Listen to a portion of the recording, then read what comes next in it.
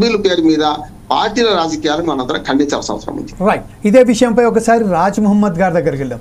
Retired head master అయినటువంటి రాజ్ మహమ్మద్ గారు, మీరు చెప్పండి. ప్రస్తుతం బండారు రామ్మోహన్ గారు చెప్పారు, అలాగే వెంకటరెడ్డి గారు చెప్పారు, మన గఫూర్ గారు చెప్పారు, మా సుధాకర్ శర్మ గారు చెప్పారు.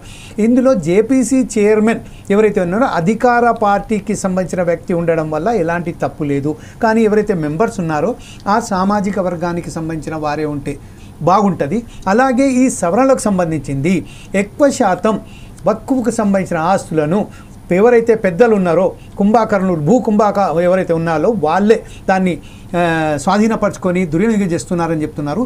ఈ నేపథ్యంలోనే ప్రస్తుతం ఏదైతే ఉన్నదో మన రాష్ట్రంలోనే కాకుండా దేశవ్యాప్తంగానే ఉన్న వక్ఫ్ ఆస్తులకు సంబంధించిన పూర్తిగా ప్రభుత్వం తన బాధ్యత తీసుకుంటుంది అని చెప్తున్నారు. ఈ విషయంపై మీరు ఎలా విశ్లేషిస్తారండి? అస్సలాముఅలైకుం సార్, అందరికీ నమస్కారం. అందరూ చాలా విషయాలు మంచి మంచి విషయాలు చెప్పడం జరిగింది. నిజానికి బీజేపీ మాట్లాడుతున్న అంశం మరి మనం ఒకసారి ఆలోచించాల్సిన అవసరం ఉంది. ఎందుకంటే వాళ్ళు చెప్పేది కరెక్టే అనిపిస్తుంది. ఇది ఒక్కొక్క ఈ భూములన్నీ మరి పెద్ద భూస్వాముల చేతులలో ఉన్నాయి, పేద ప్రజలకు అందలేదు. ఈ స్లోగన్ బాగానే ఉంది సార్, ఇది వాస్తవమే. కానీ ఈ పేరు మీద దీని వెనకాల వేరే ఉంది. ఇప్పుడు మీరు ఆ విషయాన్ని నేను కూడా ఒప్పుకుంటున్నా. ఎందుకంటే మరి భూములన్నీ కూడా వాళ్ళంతా మీకు దగ్గరే ఉన్నారు కదా. ఆక్రమించిన వాళ్ళంతా కూడా బీజేపీ పార్టీకి దగ్గరులే, దూరపోళ్ళు కాదు. ఆక్రమించిన వాళ్ళందరినీ ఆక్రమణ నుంచి దూరం చేయొచ్చు కదా. ఈ భూములన్నీ వక్ఫ్ బోర్డ్ ప్రాపర్టీని అంతా ఆక్యుపై చేసుకోవాల్సిన అవసరం లేదా? దీని మీద ఒక ఎజెండా పెట్టి పార్లమెంట్లో ఇవన్నీ చేసిన తర్వాత ప్రజలందరికీ అనుమానం వస్తుంది.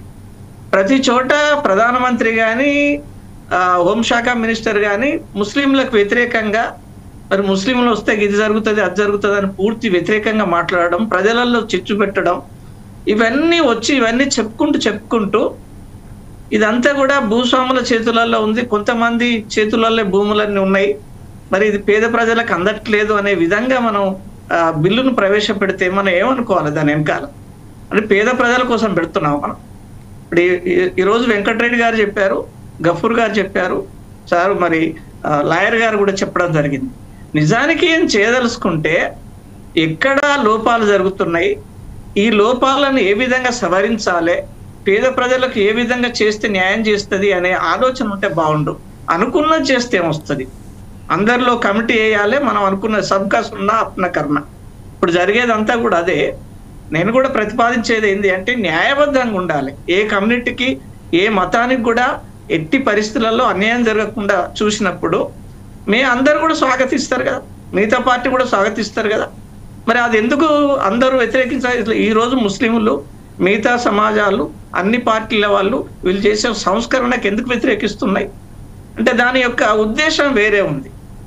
వాళ్ళు చెప్పేది ఒకటి చేసేది ఒకటి అనేది అనిపిస్తుంది. ఎందుకంటే ముస్లిం స్కాలర్షిప్ అది బంద్ చేసిండ్రు, మదరసాలు రద్దు చేయాలనుకున్నారు, ముస్లిం మీద అనేక రకాలైన మరి ఎక్కడెక్కడో చరిత్ర తీసుకొచ్చి దాడులు చేస్తున్నారు.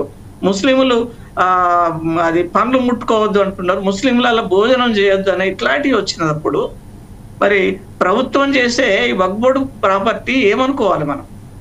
ఇది ఎవరికి న్యాయం జరుగుతుంది అనుకోవాలి? నువ్వు చేసేది, నువ్వు నడిచే నడక కరెక్ట్ ఉన్నప్పుడు నీ వెనక అందరూ నడుస్తారు. నీ నడక కరెక్ట్గా లేక ఒక ఆవేశపూరితమైన అభిప్రాయాన్ని ప్రవేశపెట్టినప్పుడు మరి ప్రజలు ఎట్లా నమ్ముతారు? ఇది కరెక్ట్ అయిన విషయం కాదు. అంటే నేను ఒక దాన్ని ఒప్పుకుంటున్నా, వెంకటరెడ్డి గారు అన్నది బీజేపీ యొక్క వాయిస్ కరెక్టే, నేను అనట్లేదు. దాన్ని కూడా సమాజానికి చాలా భయంకరమైన పరిస్థితులలో ముస్లింలు ఉన్నారు.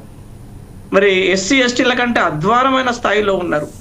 బుట్టలు అమ్ముకుంటారు, మరి తోపుడు బండ్లు చేస్తున్నారు, అది ఫోటో ఫ్రేమ్లు కడుతున్నారు, అది గ్యాస్ రిపేర్ చేస్తున్నారు, వాషింగ్ అది పనులు చేస్తున్నారు. ఇలాంటి వాళ్ళకు ఎవరికి అందలేదు. దాన్ని కూడా నేను ఒప్పుకుంటున్నా. బీజేపీ కాన్సెప్ట్ మంచిదే, కానీ బీజేపీ చెప్పినట్టుగా చేయట్లేదు కదా.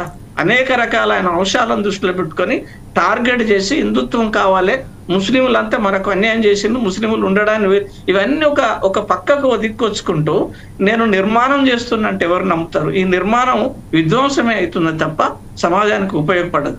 కాబట్టి మనం అనుకున్నది ఏమిటి అంటే ఏది చేస్తారు వారు. అడ్వకేట్ గారు సరైన న్యాయం చెప్పిండ్రు. ఎవరైనా కూడా భారతదేశం నా మాతృభూమి, భారతీయులందరూ నా సహోదరులు, నా దేశంను ప్రేమిస్తున్నాను, సుసంపన్నమైన అని ప్రేయర్లో మొట్టమొదటినే చెప్పుకుంటాం భారతీయులందరూ ఒకటి అని. ఆ ఒకటి అనే అంశం లేకుండా పోతుంది కదా. ముస్లింలు వేరు, క్రైస్తవులు, హిందువులు వేరు అనే అభిప్రాయం వచ్చినప్పుడు ఈ స్థితిలో ఒక కమిటీ వేసి, జేపీసీ అని కమిటీ వేసి దీన్ని మేము రక్షణ కోసం చేస్తున్నామంటే ఎవరన్నా నమ్ముతారా? నిజానికైతే ఇది నమ్మశక్యమైన విషయం కాదు. వాళ్ళు సబ్కాస్ట్ ఉన్న అపనాకరణ ఏ విషయాన్ని కూడా పట్టించుకోవట్లేదు, ఎవరి మాట వినట్లేదు. ఇది ఎప్పుడైనా కూడా ఇది సమంజసమైన విధానం కాదు. ఎన్ని రోజులు ఇట్లా ఇది కరెక్ట్ గా వాళ్ళు అనుకున్నది ఇట్లా ఇది ఏది చేయడానికి వీల్లేదు. ఏదైనా చూస్తే ముస్లింలకు ఏదైనా న్యాయం చేస్తే, ముస్లింకి ఏమైనా ప్రొడక్షన్ కనిపిస్తే, ముస్లింలకు ఏమైనా న్యాయం జరిగినట్టు ఉంటే, ముస్లింల విద్యా విధానంలో ఏమన్నా ఉంటే నిజంగానే ప్రజలందరూ కూడా గవర్నమెంట్, సెంట్రల్ గవర్నమెంట్ వక్ఫ్ బోర్డును సెన్సిటైజ్ చేస్తుంది, అందరికి అందుబాటులో ఉంటుండదు అంటే నమ్మొచ్చు. చేసేటి అన్ని విధ్వంసం కదా. ఎక్కడ పడితే వాట్సాప్లు చూడండి, ఎన్ని రకాల వాట్సాప్లు వస్తున్నాయి ముస్లింల మీద వ్యతిరేకం, ఏం జరిగిన ముస్లిం ఇట్లాంటి క్రమంలో. రైట్ రాజ్ మహమ్మద్ గారు, ఒకసారి మనం వెంకటరెడ్డి గారికి వెళ్దాం. వెంకటరెడ్డి గారు ఇప్పుడు ప్రస్తుతం అయితే మీరు మాట్లాడేటప్పుడు ఒక విషయం కూడా మాట్లాడారు.